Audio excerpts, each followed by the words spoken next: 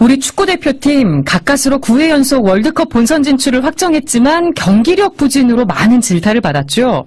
그런데 최근 두 차례 평가전으로 분위기가 확 달라졌습니다. 지난주 콜롬비아전 승리에 이어서 어제는 유럽의 강호 세르비아와 무승부를 기록했는데요. 하지만 수비 불안이나 역습 대비 등 과제도 남겼습니다. 축구 전문가인 신문선 명재대 교수와 축구대표팀 경기 내용 분석해보겠습니다. 교수님 안녕하십니까? 네, 안녕하세요. 신문선입니다. 네, 어제 세르비아 평가전 2연승은 실패했지만 긍정적인 평가가 많이 나오고 있습니다. 교수님은 어떻게 보셨습니까? 네, 집약해서 말씀드리면요. 네. 콜롬비아전은 반전이었다면, 네. 어제 있었던 세르비아 경기는 아쉬움과 앞으로의 기대, 또 숙제가 많았던 경기로 저는 정리를 하는데요. 네. 이번 두 차례 평가전은 한마디로 손흥민 선수의 포지션의 변화, 그리고 손흥민 선수의 어떻게 보면 팀의 기여도, 활약, 이런 부분에 가장 큰 초점이 맞춰진 두 차례 평가전으로 저는 정리를 하거든요. 네. 손흥민 선수의 활약은 당초 예상했던 것보단 상당히 좋았다 이렇게 볼 수 있는데요. 예. 어제 경기에 드러난 기록 중에서 몇 가지만 제가 말씀드리면, 네. 어제 손흥민 선수는 9개 슈팅을 했는데 6개가 골문으로 가는 유효 슈팅을 기록했거든요. 예. 그리고 패스도 무려 90%의 성공률을 보였단 말이죠. 네, 펄펄 뛰었습니다. 네, 그리고 어떻게 보면 손흥민 선수가 전반에 이제 구자철 선수와 짝을 이루지 않았습니까? 네네. 그리고 이제 지난번 콜롬비아 경기 때는 이근호 선수와 짝을 이뤘는데, 네. 어제 경기에서도 경기 결과를 떠나서 손흥민과 구자철, 손흥민과 이근호 선수의 조합에 대한 전술적인 활용 가치, 그리고 효율성, 이런 쪽에 초점을 봐서 맞춰서 봤는데, 네. 어찌됐든 손흥민 선수는 그동안 대표팀에 오면 왼쪽 윙으로 뛰었던 것보다 이번에 이제 중앙 쪽으로 와서 투톱으로 뛰었었거든요. 예. 손흥민 선수의 그 활용 가치, 또 활용의 가능성, 그리고 이런 부분은 상당히 긍정적으로 평가할 수 있는 두 차례의 평가전으로 저는 생각합니다. 네. 지난주 콜롬비아전하고 비교해서 어제 세르비아 평가전 공격 측면에서는 어땠다고 보시나요? 콜롬비아의 경기 때는요. 네. 한국 대표팀은 공격 시도를 38번을 했거든요. 네. 그중에서 공격 효율성이라는 것을 제가 데이터로 뽑아보니까 15.79%가 나왔고요. 네. 세르비아 경기 때는 54번의 공격을 해서 효율성이 14.81%로 약간 떨어졌는데요. 네. 여기서 보는 것은 효율성이 다소 떨어졌다고 하더라도 빈도죠. 공격한 숫자를 보면 콜롬비아 경기 때는 38차례, 그리고 세르비아 경기 때는 54차례로 상당히 많이 향상된 것을 볼 수 있거든요. 네네. 그만큼 대표팀이 어제 치열한 공방전을 펼쳤고, 공격에서 상당히 어떻게 보면 공격 빈도가 늘어났다는 것은 한국이 앞서 이제 오프닝 멘트 때 지금 진행자께서 말씀해 주셨듯이, 예. 한국 대표팀 확 변한 그런 느낌을 받는 것은 바로 공격에서 이렇게 왕성한 플레이를 펼쳤던 것이 축구 팬들에게는 상당히 큰 의미를 줬다.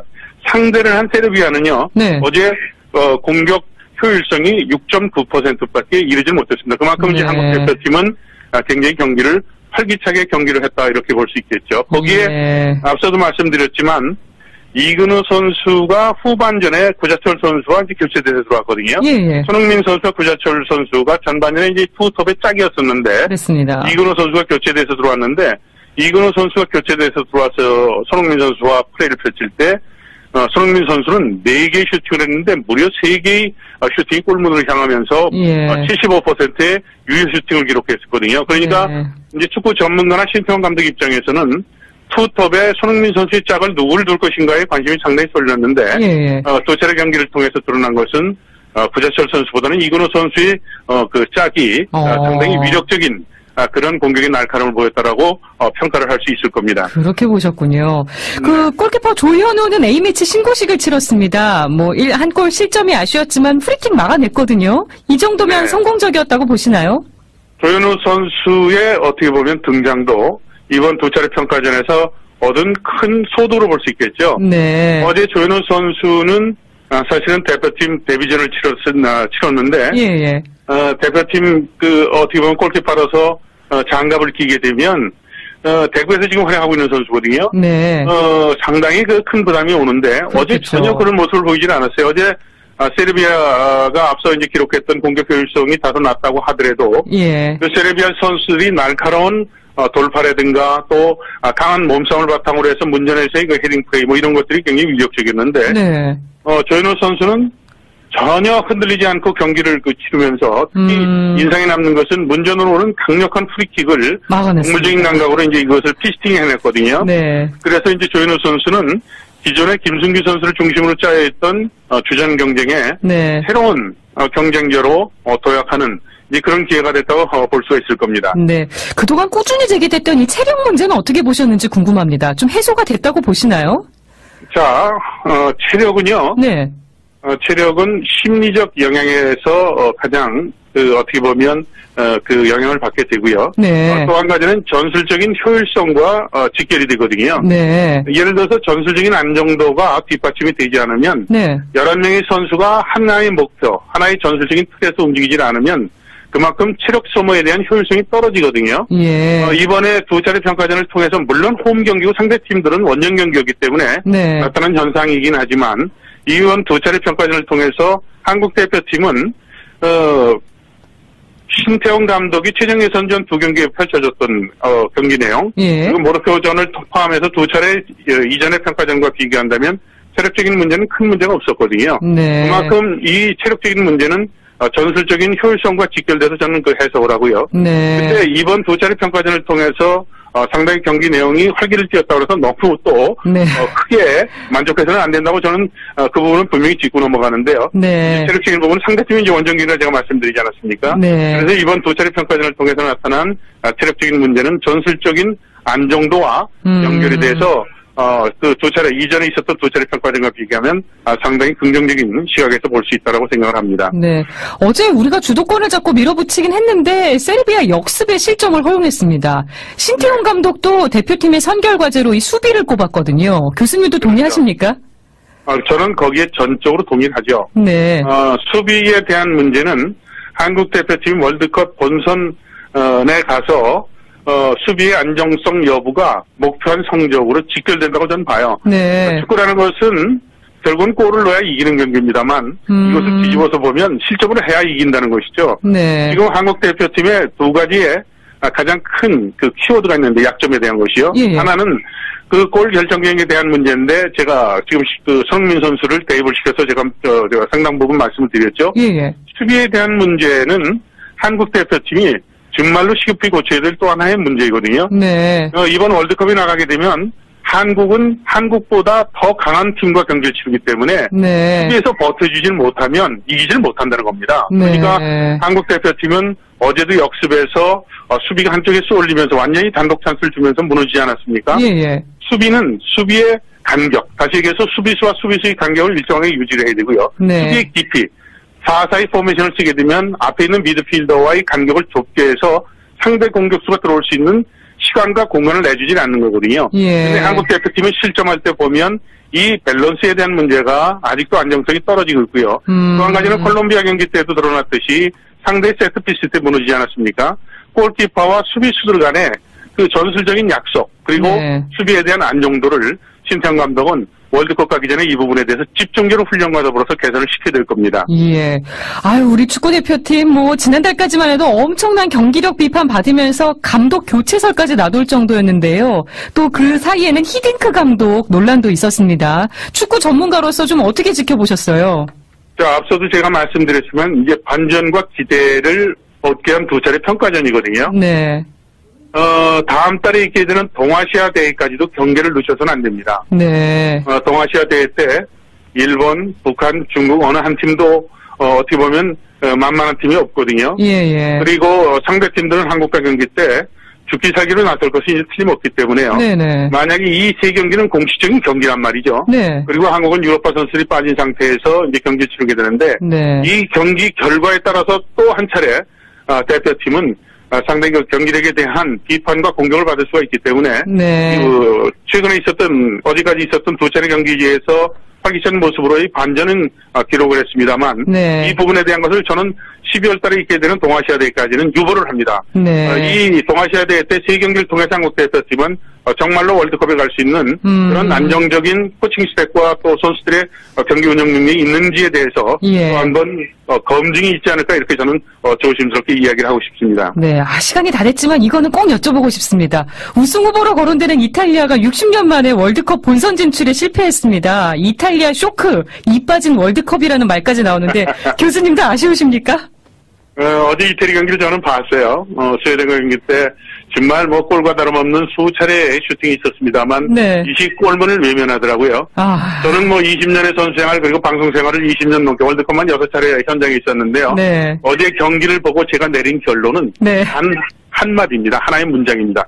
축구공은 둥글답니다. 60년 만에 월드컵에 떨어진 이탈리아 축구를 보면서 네. 축구공은 역시 둥글구나. 그리고 네. 노력하지 않거나 게으르면 결국은 질 수밖에 없다는 그러한 교훈을 이탈리아 축구가 줬다고 저는 생각합니다. 네, 축구를 통해서 인생의 교훈을 얻게 됩니다. 지금까지 축구 전문가인 신문선 명지대 교수였습니다. 오늘 좋은 말씀 고맙습니다. 네, 감사합니다.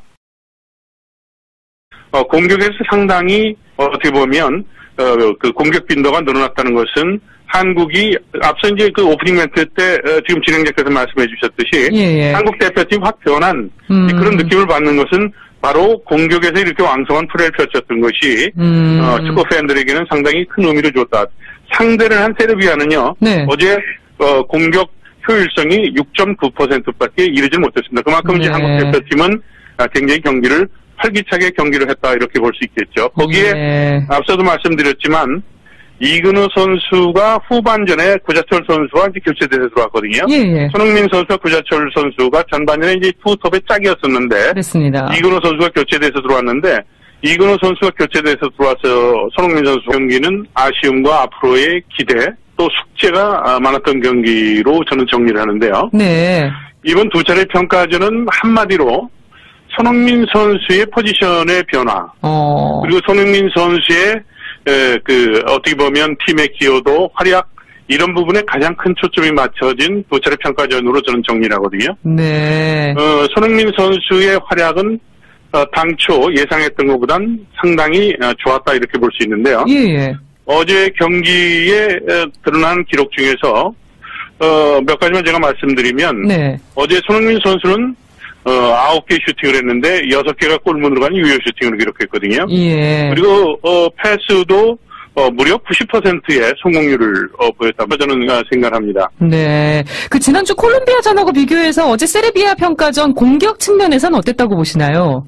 그 콜롬비아의 경기 때는요. 네.